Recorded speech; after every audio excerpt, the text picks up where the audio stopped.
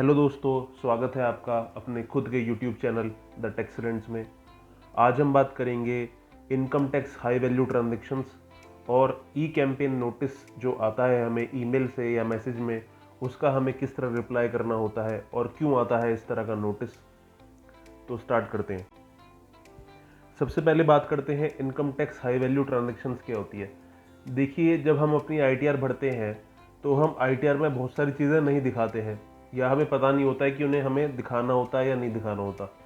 तो गवर्नमेंट जो income tax department है ये क्या करता है कि ये वेरियस एजेंसीज से, जो गवर्नमेंट एजेंसीज हैं यानी कि बैंक्स, एनबीएफसीज, सब registrar registrar, credit card departments, इनसे जो है इंफॉर्मेशन कलेक्ट करता है कि इस पर्टिकुलर इंडिविजुअल ने इस साल में क्या क्या ट्रांजेक्शन करी है। और उन ट्रांजेक्शन्स को जो डिपार्टमेंट चाहता है कि आईटीआर में शो हो जाए, तो उसके लिए वो ई कैंपेनिंग के थ्रू हमें नोटिस भेजता है कि क्या ये ट्रांजेक्शन ठीक है। कुछ कुछ ट्रांजेक्शन में ऐसा होता है कि वो पूछता है कि भाई क्या ये ट्रांजेक्शन ठीक है, और किन्हीं किन्हीं को डायरेक्ट ही वो अपलोड कर देता है एआईएस में, जिससे कि हमारे आईटीआर में हमें वो डिस्क्लोज करना पड़ जाता है। तो इस तरह होता है income tax high value transaction का जो डिक्लेरेशन है वो आईटीआर में कैसे आता है, वो ऐसे आता है। हाई वैल्यू ट्रांजेक्शन्स क्या होती हैं? हाई वैल्यू ट्रांजेक्शन्स बेसिकली कुछ थ्रेशोल्ड लिमिट्स हैं, अगर उनको हम क्रॉस करते हैं तो उनको हाई वैल्यू ट्रांजेक्शन कहा जाता है। जैसे कि सेविंग्स अकाउंट में कुछ कैश जमा करना, सपोज 10 लाख की लिमिट बना दी है, तो अगर 10 से 10 लाख 1 रुपया भी होता है तो वो हाई वैल्यू ट्रांजेक्शन बन जाता है। इस तरह से कुछ थ्रेशोल्ड्स हैं जो हम डिस्कस करेंगे, उसको अगर क्रॉस करते हैं तो हाई वैल्यू ट्रांजेक्शन बन जाती है। कुछ ट्रांजेक्शन्स की मैंने लिस्ट दी है यहाँ पे जो हाई वैल्यू ट्रांजेक्शन कही जाती है, और ये इनकम टैक्स डिपार्टमेंट के नोटिस में ज़रूर आती है अगर आपने इस तरह की कोई ट्रांजेक्शन करी है। तो सबसे पहले cash deposit in fixed deposit account. अगर आपने कोई एफडी अकाउंट में कैश जमा कराए, कैश में कोई एफडी कराई है, तो अगर उसकी जो वैल्यू 10 लाख से ऊपर है, यानी 10 लाख का थ्रेशोल्ड है, उससे अगर ऊपर हो जाती है तो बैंक्स को फॉर्म 61A भरना पड़ता है, और उस फॉर्म 61 में उन्हें ये डायरेक्टर ऑफ इनकम टैक्स को बताना पड़ता है कि इस इंडिविजुअल ने इस अकाउंट में कैश जमा कराया। तो वो जो इन्फॉर्मेशन है वो इनकम टैक्स डिपार्टमेंट के पास पहुंच जाती है, और इनकम टैक्स डिपार्टमेंट उसको कंसीडर करके उसको किसी भी तरह आईटीआर में डिस्क्लोज करवा के रहता है। तो पहली ट्रांजेक्शन थी कैश डिपॉजिट इन एफडी। दूसरी है कैश डिपॉजिट और विड्रॉल इन सेविंग्स बैंक अकाउंट। इसकी लिमिट भी 10 लाख है।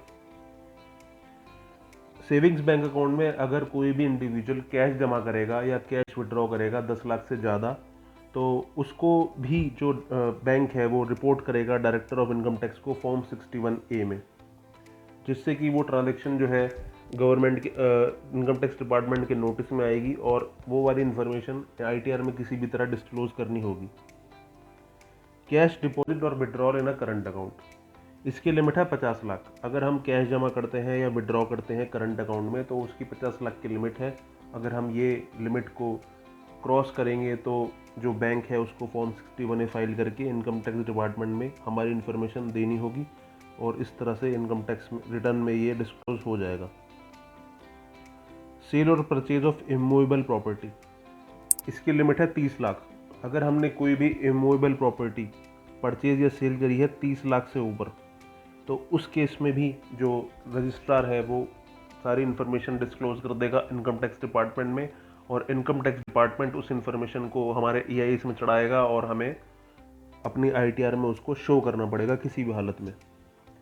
तो फोर्थ पॉइंट है cell purchase of immovable property. पांचवा है investment in shares, mutual fund, debenture and bonds in cash. इसकी लिमिट बनाई है 10 लाख। अगर आप कैश में कुछ खरीदते हैं, shares, mutual fund, debenture and bonds, तो उस केस में भी जो म्यूचुअल फंड के ट्रस्टी हैं या स्टॉक एक्सचेंज है वो रिपोर्ट करेगा इंडिविजुअल की डिटेल कि इस आदमी ने 10 लाख रुपए में कैश में ख़रीदा है ये सारा माल, मतलब शेयर्स खरीदे हैं या इक्विटी फंड्स खरीदे हैं। तो वो इन्फॉर्मेशन भी इनकम टैक्स डिपार्टमेंट में पहुंच जाएगी, और इनकम टैक्स डिपार्टमेंट आपके ऊपर नोटिस जारी कर सकता है कि भाई आपके पास 10 लाख रुपए कहाँ से आए। तो बेसिकली जो रिपोर्टिंग करी जाती है उसका ये पर्पज़ होता है कि आईटीआर में उसको डिस्क्लोज करा जाए। अब आप कहेंगे कि म्यूचुअल फंड या शेयर्स हम बाय कर रहे हैं तो हम आईटीआर में बाइंग वैल्यू तो डिस्क्लोज नहीं करते हैं। तो इस केस में आपके पकड़े जाने के क्या चांस रहते हैं कि डिपार्टमेंट आपसे ये क्वेश्चन कर सकता है कि आप आईटीआर तो भर रहे हो 5 लाख की और आप 10-10 लाख रुपए में शेयर्स खरीद रहे हो कैश में, तो आपकी कैश की इनकम की क्या सोर्स है। अगर कैश की इनकम की सोर्स आप डिस्क्लोज कर देते हो कि भाई ये हमें यहाँ से मिला था, ये यहाँ से मिला था, तो आप बच जाएंगे। अगर आप नहीं कर पाते हो तो आप फंस जाओगे। तो इस तरह से जो भी डिटेल डिपार्टमेंट के पास जाएगी उसकी वो पूरी गहराई में उतरेगा और सारी चीज़ें निकाल लेगा कि कैसे कैसे आपने वो ट्रांजेक्शन करी होगी।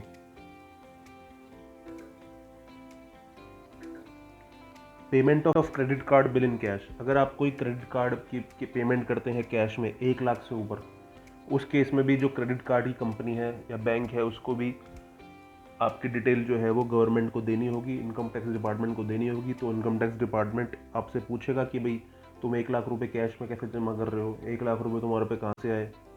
इस तरह के क्वेश्चन जो है आपके ऊपर अराइज हो सकते हैं। तो ये जो ट्रांजेक्शन हमें बड़े ध्यान से करनी है। 7वां, payment of credit card by any mode other than cash such as NEFT या चेक। इसकी लिमिट 10 लाख है। अगर आपने एनईएफटी से या चेक से पेमेंट करी है, मतलब कैश अलावा किसी भी तरीके से करी है, पर 10 लाख से ऊपर करी है, तो गवर्नमेंट की नज़र में वो जरूर आएगा, क्योंकि 10 लाख रुपए से आप क्रेडिट कार्ड की पेमेंट कर रहे हैं, यानी आपके पास बहुत सरप्लस अमाउंट में फंड्स है। तो गवर्नमेंट जरूर पता करना चाहेगी कि भाई आप अपनी आईटीआर में इतनी इनकम दिखा भी रहे हो या नहीं दिखा रहे, 10 लाख रुपए आपके अकाउंट में कहाँ से आए। Sale of foreign currency 10 lakh से ऊपर। अगर आप कोई फॉरेन करेंसी बाहर से लाई हुई यहाँ बेचते हैं, तब भी गवर्नमेंट की नज़र आपके ऊपर रहेगी कि भाई जेन्युइन करेंसी, आप इंडिया से बाहर गए भी थे और वहाँ से आपने खरीदी कहाँ से इतनी करेंसी, आपके पास पैसे कहाँ से आए करेंसी खरीदने के। तो अगर आप फॉरेन करेंसी बेच रहे हैं तो वो भी, जहाँ पे भी आप बेचेंगे, वो सारी ट्रांजेक्शन जो है वो आपके एआईएस में ज़रूर झलकेगी। और आपको वो ध्यान में रखना है कि अगर ये एआईएस में आ गई, अगर एआईएस में नहीं भी आई तो भी गवर्नमेंट की नज़र आपके ट्रांजेक्शन पे है। हमें ये नहीं देखना कि सारी ट्रांजेक्शन एआईएस में आएगी तभी हम उसका कंप्लाई करेंगे, ऐसा नहीं है। जरूरी नहीं सारी ट्रांजेक्शन एआईएस में आए, पर गवर्नमेंट की नज़र में जरूर आ जाएगी अगर आपने इस तरह की ट्रांजेक्शन करी है। कैश पेमेंट करी है आपने बैंक ड्राफ्ट खरीदने के लिए या कोई प्रीपेड आरबीआई इंस्ट्रूमेंट खरीदने के लिए, उसकी लिमिट भी 10 लाख है। वो भी गवर्नमेंट की नज़र में आ जाती है, इनकम टैक्स डिपार्टमेंट की नज़र में आ जाती है, क्योंकि अगर आपके पास इतना पैसा नहीं है और सारे काम आप ऐसे कर रहे हैं जैसे आपके पास बहुत सारा पैसा है, तो गवर्नमेंट ज़रूर आपको नोटिस दे के आपसे पूछेगी कि आप कैसे कर रहे हो। Steps taken by the IT department to trace high value transaction. High value transactions को ट्रेस करने के लिए आईटी डिपार्टमेंट क्या करता है। सबसे पहले आईटी डिपार्टमेंट ने क्या करा, 26AS फॉर्म जो होता है उसको अपग्रेड करा। अब 26AS फॉर्म में आपने देखा होगा स्पेशल फाइनेंशियल ट्रांजेक्शन भी आने लगी है। स्पेसिफाइड फाइनेंशियल ट्रांजेक्शन जो अभी मैंने डिस्कस करी, ये एसएफटी हैं, ये अब आपके 26AS में आने लगी है। 26AS के साथ साथ अब AIS और आने लगा है पोर्टल पे, तो वहाँ पर भी ये आपको दिखने लगी है। तो जब आपको दिखता है कि यार ये तो रिपोर्ट हो चुकी है, तो आपको लगता है यार मुझे भी डिस्क्लोज कर देना चाहिए। इसलिए गवर्नमेंट ने उन ट्रांजेक्शन को अगर वॉलंटरी डिस्क्लोज करवाने के लिए उससे इंडिविजुअल से उनको 26AS AIS में डिस्क्लोज करना शुरू कर दिया है। दूसरा क्या करा है गवर्नमेंट ने, कैश विड्रॉल पे TDS लगाया है। TDS ऑन कैश विड्रॉल, इसकी मैंने एक सेपरेट वीडियो बनाई हुई है, उसका बटन ऊपर आपको आई लिंक में दिख रहा होगा, आप दबा के देख सकते हैं। कैश विड्रॉल पे TDS कटता है 2% का, अगर आपका 1 करोड़ से ऊपर कैश विड्रॉल है। और अगर आपकी ने पिछले 3 सालों में ITR नहीं भरी है तो 20 लाख तक 2% है, और 1 करोड़ से ऊपर 5% है। इसका वीडियो आप देख सकते हैं, आई बटन में मैंने दिया हुआ है अभी। Mandatory filing of return, government ने एक नया प्रावधान चालू करा है कि पहले तो ये था कि 2.5 लाख से ऊपर अगर ITR होती है तो आपको ITR फाइल करनी जरूरी थी। बट 1 अप्रैल 2019 से क्या हुआ था कि अगर आपकी जो 26AS है उसमें आपको दिख रहा है कि मैंने कुछ SFT करी है, या आपको कहीं से आपको पता तो रहता ही है भाई मैंने ये काम करा है साल में, तो आप उसको अगर हाई वैल्यू ट्रांजेक्शन में देखेंगे और आपको लगता है कि हाँ जो मेरी ट्रांजेक्शन है वो कवर हो रही है SFT में, तो आपको जो है ITR फाइल करना मैंडेटरी है। और आपके ऊपर ITR ना फाइल करने की पेनल्टी लग सकती है, आपके ऊपर नोटिस जारी किए जा सकते हैं। तो ये मेजर्स जो हैं वो गवर्नमेंट ने लिए हैं, जिससे कि पब्लिक जो है वॉलंटरीली सारी जो इनकम है वो अपने AIS या 26S में दिखा दे।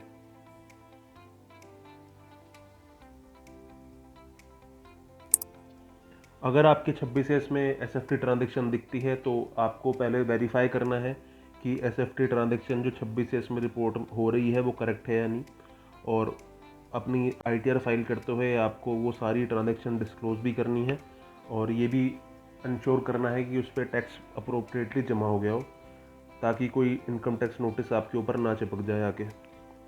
अब ई कैंपेन की बात करते हैं जो गवर्नमेंट ने स्टार्ट करा है।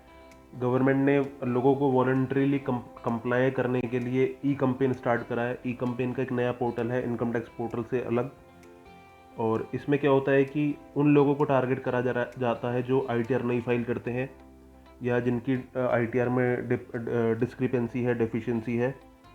इनके केस में गवर्नमेंट क्या करती है, ईमेल से या SMS से उनको एक नोटिफिकेशन भेजती है कि आपकी ITR में SFT ट्रांजैक्शन है, या आपने इस साल में SFT ट्रांजैक्शन करी है।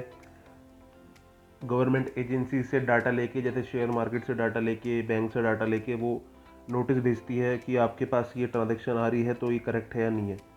और अगर करेक्ट है तो उसको, जो इंडिविजुअल है उसको ITR फाइल करनी है, इसलिए गवर्नमेंट ऐसा करती है। How to do compliance online? If you have received an email or SMS for high value transaction or non-filing of return, you can respond to the IT department by following the following steps.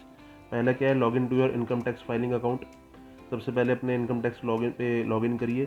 उसके बाद pending action में आप जाएंगे तो ई campaign वहाँ पे आ रहा होगा। अगर आपको ये नोटिस रिसीव हुआ है तो ई कैंपेन में आ रहा होगा। पेंडिंग एक्शन में जाएंगे तो आप, ये स्टेप 2 है। स्टेप 3 क्या है, जब आप उस पर क्लिक करेंगे तो ई फाइलिंग पोर्टल आपको ई कैंपेन वाले पेज पे ले जाएगा। वहाँ पे आपको अपना डाटा शो हो रहा होगा कि क्या प्रॉब्लम है आपके पास साथ, मतलब आपने क्या ऐसी ट्रांजेक्शन करी है।